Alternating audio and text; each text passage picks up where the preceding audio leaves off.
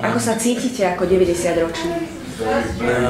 Viete, že keď sa zobudím, dostanem strach, že som už 90-ročný, ponieważ necítim sa 90-ročný, viete. Ponieważ ja strávim mnoho času v mojom fotbalovom klube a v stolnotenisovej spoločnosti, všetko ľudia o 50 rokov mladší ako ja. A tak dostanem veľký šok, keď si uvedomím, že už mám 90 rokov a že už pravdepodobne nemám viac ako ešte takých 30 rokov žiť. Aký je váš recept na dlhovekosť? Máte nejaký špeciálny recept? Ja vám poviem, špeciálny recept nemám, ale myslím, že všetko to ide cez mozog. A keď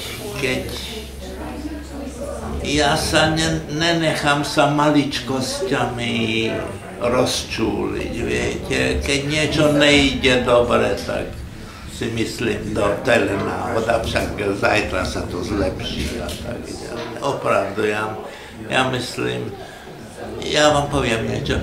Ja som šťastný, ponieważ mám veľmi šťastné manželstvo a ja myslím, to je veľmi dôležité, že sa teším, keď idem 3-krát denne domov, 3-krát denne sa teším, že idem domov. Čo by ste si najviac prijali k vašim 90. narodeninám? Existuje niečo? Ja myslím, som bol veľmi šťastný, že som všetko dosiahol, mám veľmi dobrú rodinu, mám 2 fešákov, vnukov a jeden sa už oženil. Ešte nedávno ste tvrdili, že dokážete skorovať z 11. Je to stále pravda? Ešte stále športujete, hráte futbal? Áno, samozrejme. Tak to je pravda. Áno. A čo to významená, niektoré ste dostali od prezidenta Slovenskej republiky? Som na to veľmi hrdý. A viete, už ľudia sú z toho unavení, ponieważ povedia, už si mi to 3-krát ukázal. Ale opravdu som veľmi, ani neviem, ako som si to zaslúžil. Vy ste emigrovali zo Slovenska do Írska v roku 1949. Áno. Ako sa pozeráte na túto emigráciu spätne? Viete,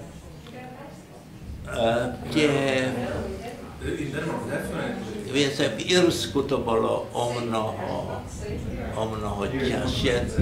Ľudia, čo zo Slovenska emigrovali tu predom a pred 3 rokmi, mali to o mnoho ľahšie, než my sme to mali.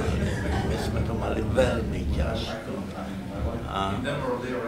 Ale teraz, bohužiaľ, pomery sa zase zhoršili tu a bude to aj ťažko pre nových emigrantov. Viete, ale čo mi robí obrovskú radosť, a to musím povedať, že Slováci sú tu veľmi obľúbení.